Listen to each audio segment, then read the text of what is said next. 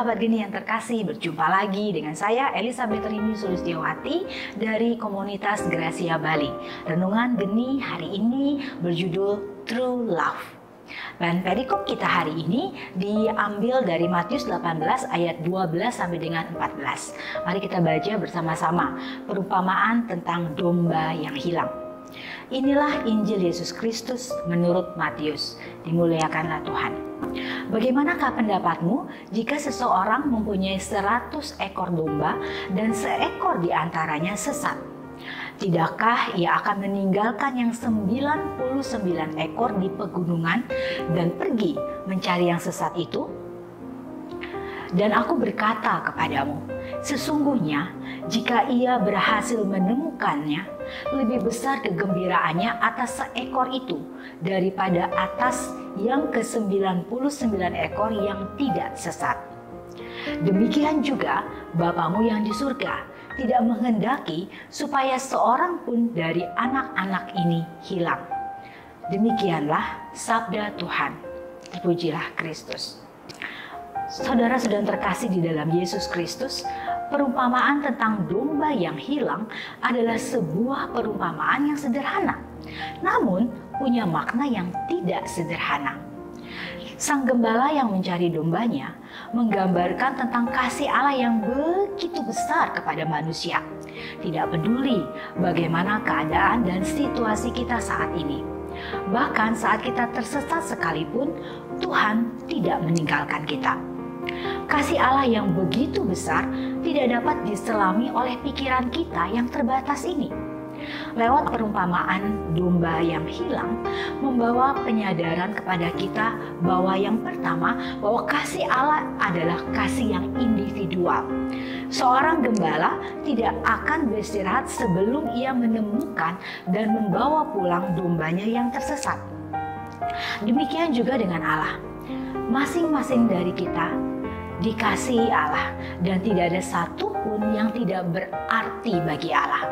Bahkan Tuhan Allah tidak merasa senang sebelum yang tersesat itu ditemukan. Jadi setiap dari kita adalah individual bagi Allah. Yang kedua adalah kasih Allah ialah kasih yang sabar. Dalam menghadapi segala situasi yang mungkin tidak menyenangkan, sebagai manusia seringkali kita tidak sabar. Contohnya, kalau kita sedang berkendara, jalanan macet, kadang-kadang kita melakukan tindakan bodoh. Udah tahu macet, tapi kita hanya memikirkan diri kita sendiri. Kita tidak memberi jalan kepada orang lain.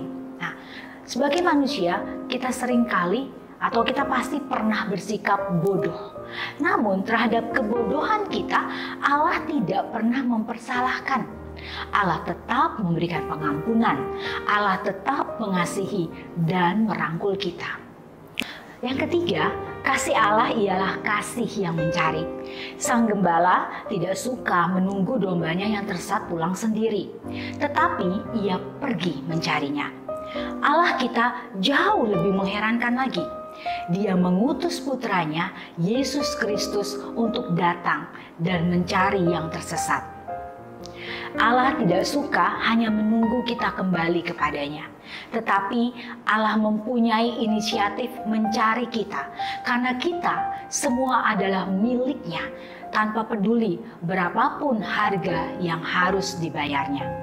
Dan yang keempat adalah kasih Allah ialah kasih yang bersukacita. Allah meletakkan dosa-dosanya kita di balik punggungnya. Dan ketika kita semua bertobat dan percaya kepadanya, yang ada hanyalah sukacita. Bahkan kalau kita bertobat, seluruh keluarga kita akan diselamatkan. Dan yang kelima, kasih Allah ialah kasih yang melindungi. Kasih Allah ialah kasih yang melindungi, kasih yang mencari dan menyelamatkan. Kasih yang menjadikan orang tersesat menjadi bijaksana, orang yang lemah menjadi kuat, orang yang berdosa menjadi suci, dan orang yang kalah menjadi pemenang. Itulah kasih Allah, the real true love, yang tidak pernah berubah dahulu, sekarang, dan sampai selama-lamanya. Allah adalah sumber kasih. Allah yang lebih dahulu mengasihi kita, maka inisiatif dan prakasa kasih berasal dari Allah dan ditunjukkan kepada segenap ciptaannya, yaitu kita semua.